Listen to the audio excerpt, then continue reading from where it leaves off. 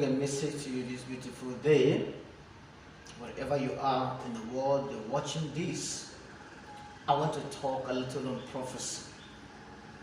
Beloved, we have disorganized ourselves, sometimes disorganized the Church of God via prophecy. As important as prophecy is, the devil knew the importance of prophecy. So what the devil is doing, make sure that I create confusion and problem in the prophetic ministry and the prophetic gifts. In doing that, I will have destabilized the entire church and the entire body of Christ. Beloved, prophecy is a beautiful thing. Prophecy is what we desire. God say, the Bible says we should desire the best gifts and the gift of prophecy, of course. Men and brethren, I want to let you know that there's so many things going wrong in the prophetic world and the prophetic ministry, if I would say in general. So many things are mistaken. You do not prophesy over an event that is already taking place. That's not prophecy. It is prediction, but everybody can do that. You don't have to be a man of God to do that. You can be a believer, you can do that. You can do that as an unbeliever. An atheist can do that. You can easily predict out of situations. When you see already a crisis popping up from here and there, and you start prophesying of bloodshed, already bloodshed already started taking place, and you're saying there will be massive bloodshed. Beloved, already it's something that's already happening. You don't prophesy over things that are already happening. You have to prophesy months before this thing should be happening, or probably years before it happened. That's when you prophesy. Not when something started happening, then prophecy started popping up from every direction over what already has started happening. That's not prophecy. That's not prophecy. Though it's prediction, but it's not prophecy. Everybody can predict. An unbeliever can predict. An atheist can predict. Every reasonable thinking human being can predict anything based on what they can read out of it. Psychologists can predict out of what they can read out of it. So prophecy should be held sacred. Prophecies are supposed to be messages that come from God. If you have not heard from God, you are assuming, or you are simply suspecting, or you are foreseeing something out of your own natural mental ability.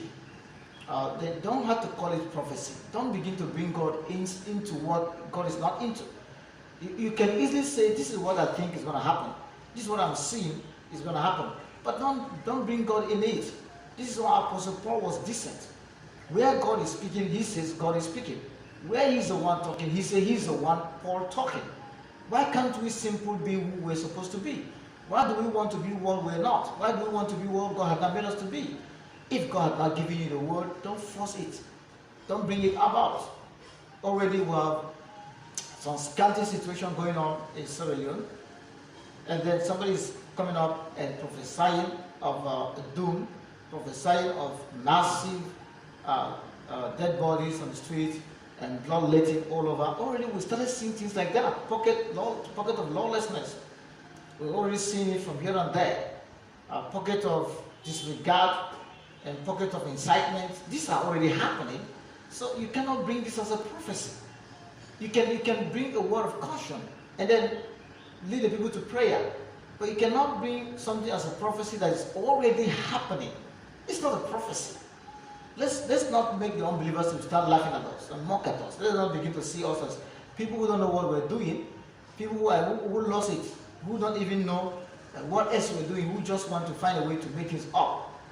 I probably sometimes want to see relevance. There is no need to do that. If God gives you a word, bring it out. If you have no word from God yet, why not say this is what you are assuming, this is what you think? That we're not supposed to despise prophecy, but we're not supposed to abuse prophecy. We cannot despise prophecy, we shouldn't do, but we shouldn't abuse it. It looks like some people are abusing it. They abuse the prophetic gift. They abuse the prophetic office. And I pray that the Lord will give us wisdom not to do that anymore, but to stick with the word of God, to stick with the spirit of prophecy, and to go deliver message when God is giving us message, and to shy away from trying to manufacture things in the name of God. It is not necessary at this time. It's really not necessary. You create panic, you create torment, and then at the end of the day, this is not even truth. It's not even God talking. I will assure you that prophecy comes ahead of time. And when it comes, when God reveals anything, it's on me and you to handle it. The moment God reveals anything, the Bible says what is revealed is from man. In Deuteronomy 29 verse 29, I hope people are not forgetting about it. Whatever is revealed is from man, is for us. But that which is not revealed is for God. So if God has revealed everything, He wants us to handle it. The one He has not revealed, He's not telling us to handle it. It means He is going to handle that one by Himself. I can assure you, to those who are very close to me or who are following me on Facebook, know very well that by January this year, we have revelation of all these things that's happening.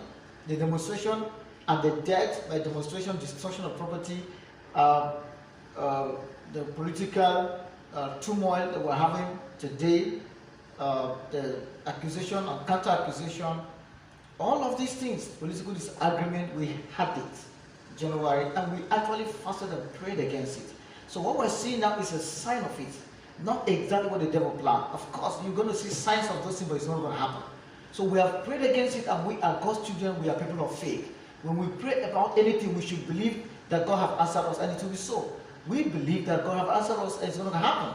When God reveals something to you, yes, you're going to say it out, but He has given you also a mandate to pray. Don't forget we're in the New Testament, not in the Old Testament.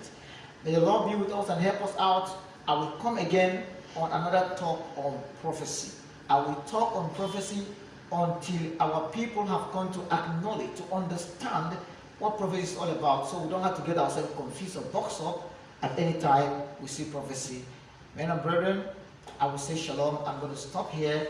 My WhatsApp line is on the screen. You can always feel free to contact me if anything is doubting you or confused about anything regarding to prophecy. I will come back again and I will talk to you more about prophecy. And at the end of the day, most of you will understand beautifully well what prophecy is all about and how prophecy comes and what it works and what is the plan of God in prophecy and what prophecy gives all about and the types of prophecy, the kind of prophecy and the kind of prophets.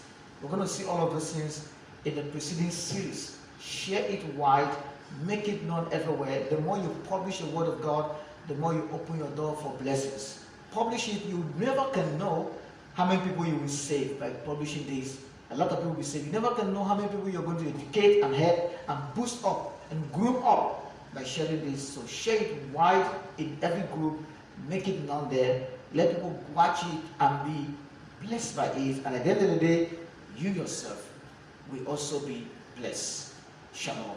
Thank you. See you again.